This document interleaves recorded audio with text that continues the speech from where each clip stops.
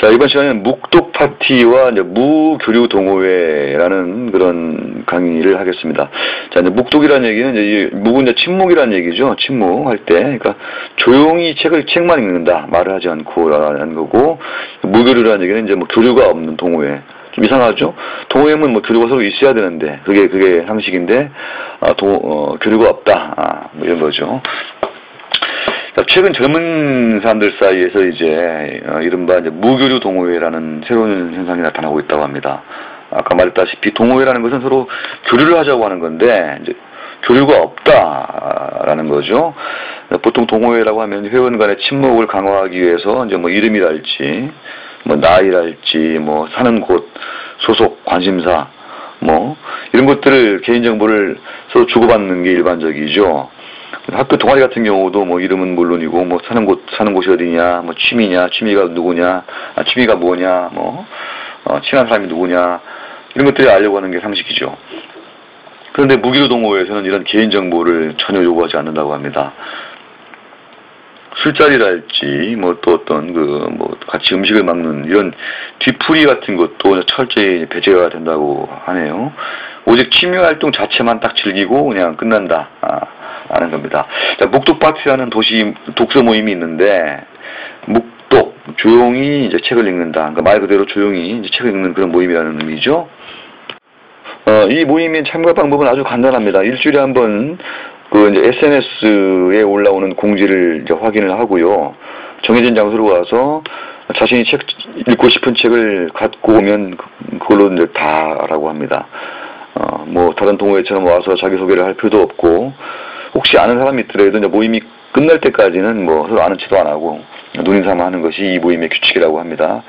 이 묵독 파티는 이제 작년 12월 달에 시작됐는데 얼핏 모임의 분위기가 이렇게 되면 굉장히 이제 건조할 수가 있잖아요. 재미도 없고 그렇지만 오히려 독서 자체에 굉장히 집중할 수가 있어서 현재까지 꾸준히 활동을 하고 있다고 합니다. 이 모임의 회원인 김모 씨인데, 32살 직장인인데, 이 사람은 다른 동호회에 나가면은 뭐 대화하다가 뭐 출신 학교나 직장 뭐 이런 얘기를 하는 경우가 일반적인데, 그렇게 되면 나와 남이 비교가 돼서 감정이 상할 때가 많다.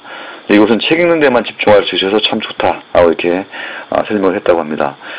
이런 무교류 동호회가 인기가 끌면서 종류도 다양해지고 있습니다.